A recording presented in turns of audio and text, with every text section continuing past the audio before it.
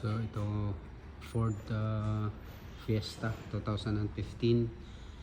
Maingay yung makina. The engine too noisy. And this suspectedly oil pressure issue.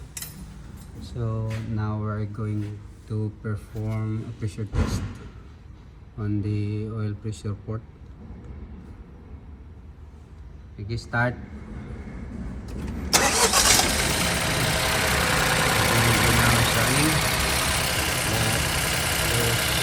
No pressure, zero oil pressure. So wala talaga siyang oil pressure. Patay.